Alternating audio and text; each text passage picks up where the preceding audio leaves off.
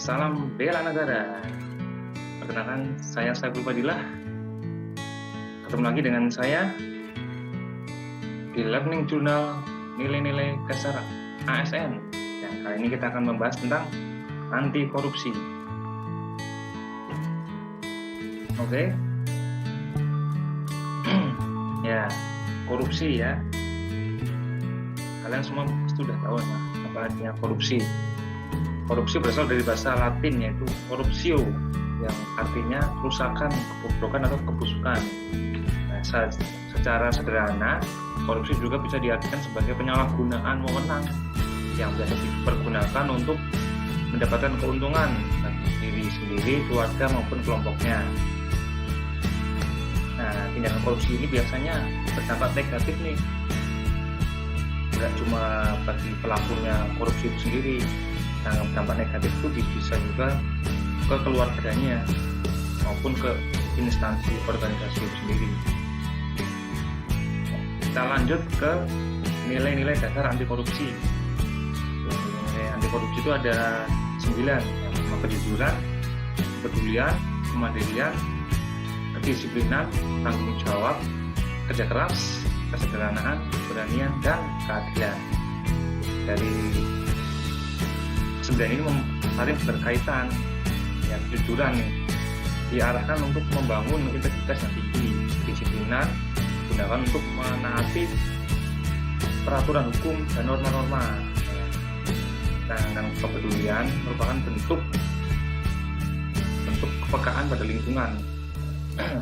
Tanggung jawab adalah kesadaran untuk menunaikan amanah. Sedangkan kerja keras merupakan bentuk pengabdian yang sebaik-baiknya. Ya, kesederhanaan yaitu bergaya hidup tidak boros dan mewah. Kemandirian bisa diartikan sebagai merupakan tanda tidak mudah tergantungnya pada orang lain. Nah, harus mandiri berarti. Keberanian adalah mampu melaporkan kecurangan yang benar dan berani memperbaiki diri. Ya, kita jangan misalkan ada kecurangan ataupun praktek korupsi di lingkungan kerja kita ataupun teman kita nih yang melakukan sendiri, kita malah jangan ikut-ikutan. Kita harus berani melaporkan kejadian itu atau kita menasihati dulu dan tidak terjerumus ke tuduhan korupsi.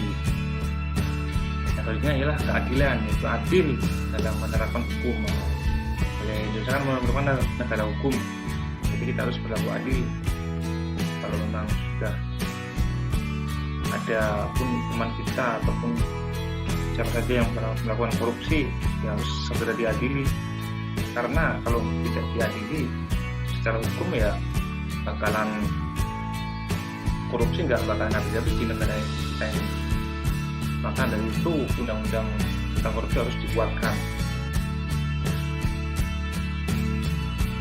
Nah, sekarang bicara mengenai undang-undang tentang korupsi itu sendiri. Undang-undang nomor 31 tahun 1999 tentang pemberantasan tindak pidana korupsi.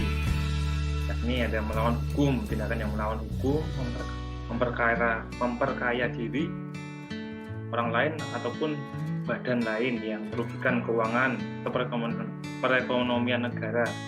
Ya, ini diatur dalam pasal 2.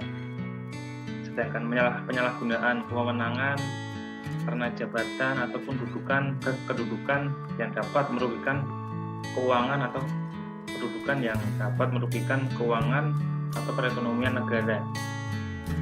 Ini diatur dalam pasal 3. Selanjutnya menyuap. Hal-hal yang berkaitan dengan penyuapan ini diatur dalam pasal 5 dan pasal 6 ataupun ada pasal 11 juga. Sedangkan penggelapan dalam jabatan, ya, ini diatur dalam pasal 8, pasal 9 dan pasal 10. Kemudian pemerasan dalam jabatan, ya, ini diatur dalam pasal 12.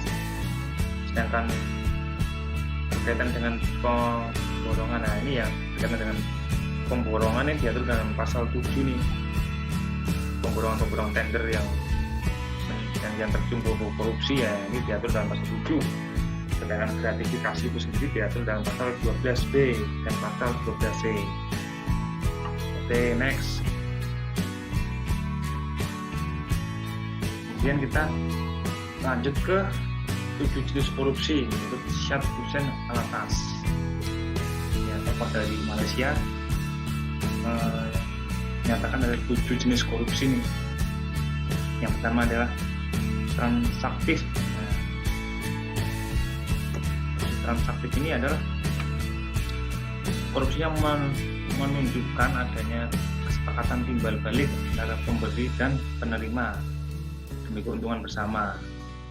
Kedua belah pihak sama-sama aktif dan menjalankan perbuatan tersebut. Contohnya nih ya, kerjasama antara pengusaha dan pihak pemerintah nih dalam menentukan pemenang tender dalam suatu proyek bangunan misalkan ya. Kebanyakan para pengusaha itu yang berjiwa korup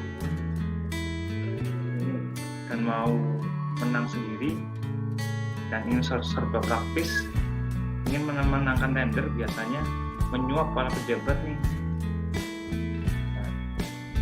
menyuap para pejabat yang berguna untuk memenangkan tender yang diperkirakan memiliki nilai keuntungan bagi pengusaha tersebut. Yang kedua, korupsi ekstraaktif. Korupsi yang menyatakan bentuk-bentuk tekanan tertentu di mana pihak pemberi dipaksa untuk menyuap guna mencegah kerugian yang mengancam dirinya atau kepentingan orang-orang atau hal yang dihargai. Contohnya nih, seorang pengusaha yang sedang melakukan korupsi dan takut korupsinya itu terbongkar, maka ia melakukan penekanan kepada seseorang yang baru berkecimpung dalam dunia bisnis misalkan ya, agar mau berpartner dalam perusahaannya. Yang ketiga ialah korupsi nepotistik.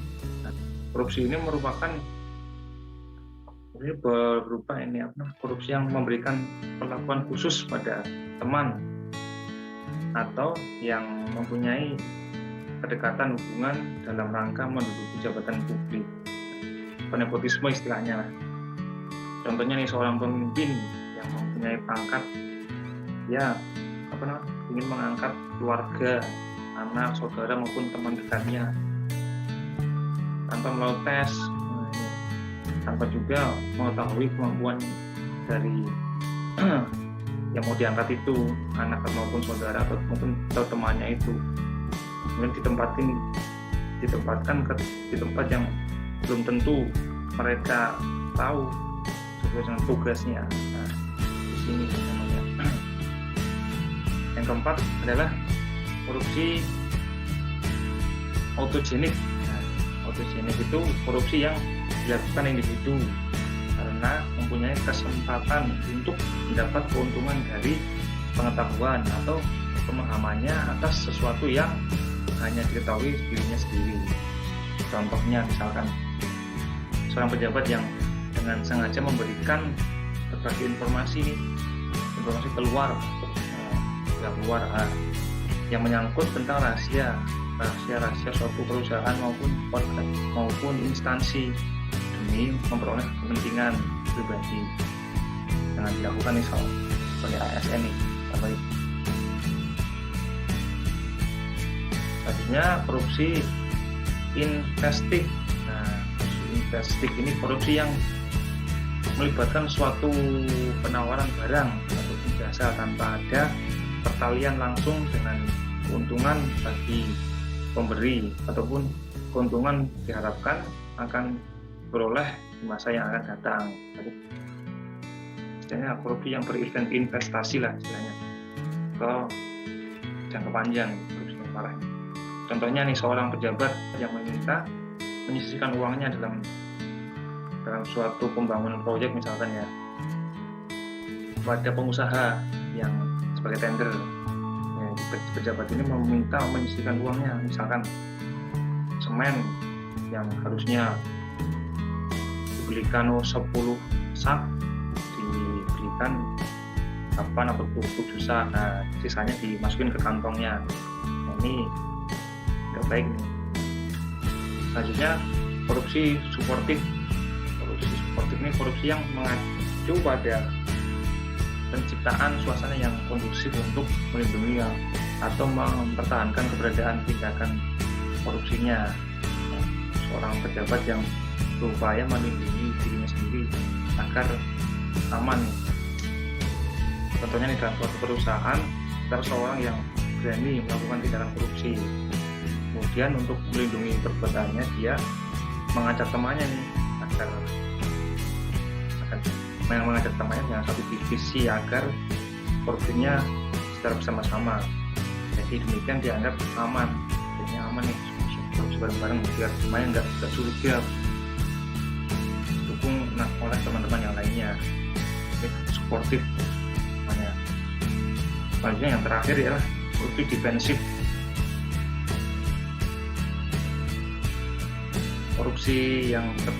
Korupsi ini merupakan korupsi yang terpaksa dilakukan dalam rangka mempertahankan diri dari pemerasan.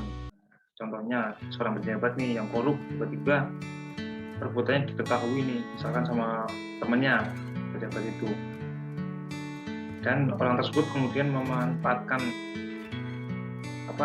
kondisi ini untuk mendapatkan keuntungan dari yang pejabat yang korup itu.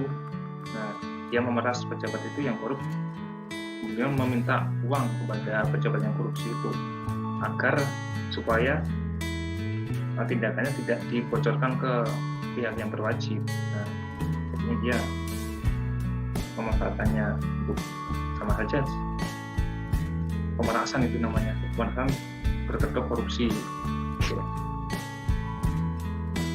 Oke, selanjutnya, nah, guna menghindari korupsi itu kita harus niat semangat anti korupsi ini harus tertanam pada jiwa seorang ASN yang nantinya akan bekerja di suatu institusi pemerintah. Harus ada niat dalam hati, itu seperti ya itu namanya spiritual accountability atau namanya pertanggungjawaban spiritual. Kenapa harus mempunyai spiritual accountability dari seorang ASN? Karena dampak korupsi tidak hanya menimbulkan kerugian bagi bangsa dan negara, ya, namun juga menimbulkan kerusakan kehidupan yang sifatnya jangka panjang. Makanya, ya, kesadaran diri ya, bahwa anti korupsi ini dibangun melalui pendekatan spiritual accountability ini, dengan selalu ingat pada sesuatu perbuatan nih. Makanya kita harus ingat pada suatu perbuatan, kalau misalkan yang nantinya akan dipertanggungjawabkan di akhirat, misalkan nantinya semua perbuatan nantinya itu ada pertanggungjawabannya. Makanya kita harus yakin pada Allah ataupun Tuhan kita masing-masing. Tanggung jawab spiritual ini yang baik pasti akan menghasilkan niat yang baik pula dan mendorong untuk menghasilkan visi misi yang baik pula. Niat dari insani, hati nurani istilahnya lah. Seorang ASN yang untuk memantapkan kita sebagai seorang ASN untuk menghindari korupsi, kita harus mempunyai teladan yang baik dari atasan nih. Nah, kita harus mempunyai teladan yang baik yang pertama nih, sebagai seorang ASN ataupun nantinya sebagai seorang atasan pimpinan, kita harus memberikan contoh yang baik kepada anak buah. Kita harus memberikan contoh nih, seperti tauladan. Kalau misalkan atasannya korupsi, ya pasti bawahannya pasti akan ikut-ikutan. Maka dari itu sebagai pimpinan harus memberikan seperti tauladan. Yang kedua, membangun lingkungan kerja yang berbudaya anti korupsi. Sebuah lingkungan kerja yang bangun anti korupsi itu harusnya yaitu zona integritas namanya. Yang ketiga, menerapkan kode etik pegawai untuk mencegah pelanggaran korupsi. Nah, banyak juga undang-undang anti korupsi kan kode etik. Semua tindak pidana korupsi itu pasti ada undang-undangnya, ada konsekuensinya. Apalagi sebagai seorang ASN nih, hukumannya bakalan berat juga. Dipecat sebagai ASN ataupun pelayan publik ini, kita harus menjunjung tinggi nilai-nilai anti korupsi. Demikian penjelasan tentang anti korupsi di agenda kedua ini. Semoga bermanfaat bagi kalian semua.